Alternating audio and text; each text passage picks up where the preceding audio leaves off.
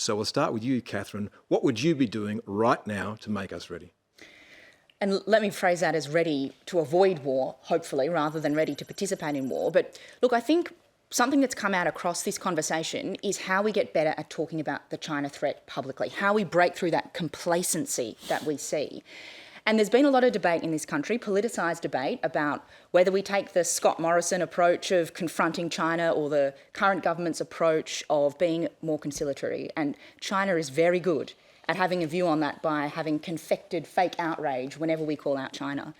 But the key point I want to make is, without weighing into the answer to those two questions, but the key point is when we call out the China threat, when we talk about military modernisation and build-up, cyber attack, sabotage, we're not talking to China.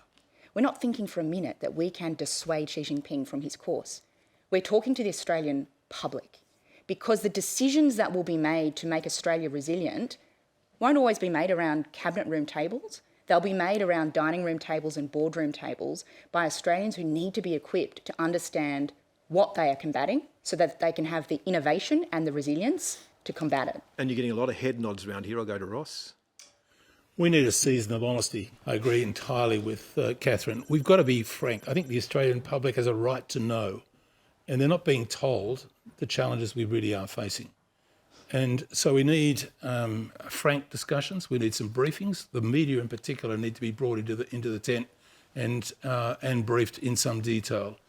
This has happened in earlier generations, not necessarily perfectly, but it certainly needs to be done now. And one of the reasons for that is we're talking about a situation which is not us sending forces to the other side of the world. We're talking about actually potentially having to fight in our own region, and in fact, the community suffering some direct attacks on our own territory. So what we've got to do is we've got to get informed. We've got to get strong. We've got to get scary, and by that I mean we need to selectively invest in some things that cause the other guy to change their calculations. And Alexander, we saw that, didn't we, in Ukraine? People were not ready for war. They believed that Russia would not act. Well, in 2014, no one expected that anything would happen, and no one even understood what has happened. But it was way too late to act and even seek that international support. So the partners were not ready to support to the extent that we've seen since 2022. But then there was 8 years to prepare, and the nation was preparing, the public was preparing, but also the defence. And I think that's what's important is to continuously take in these lessons and actually learn and continuously adapt and innovate. And I think that's one of the most important aspects. We should not be that complacent, because the Operation Spiderweb can well happen anywhere in the world these days. So it's not only about the threats from outside, it's also thinking about the country within, and also thinking about how can we actually defend ourselves? What those capabilities, what are those gaps and innovations, and working with defence industry, for example, with research and development institutions, with academic institutions, because one of the most important assets that we have time and we have resources compared to Ukraine, and we can develop and do it right now. Yeah, Chris, Ross was talking about changing the calculations of others, and of course by building our own strong sovereign force, we can hope to deter and deny an aggressor from our shores. But we could never spend enough money or build enough capability to change regional calculations. And I might be dwelling on or labouring this point too much, but I ask the panel and your viewers to think about what the region would look like without the US. It would be a completely different region, and we wouldn't be talking about Taiwan. That would be all over now.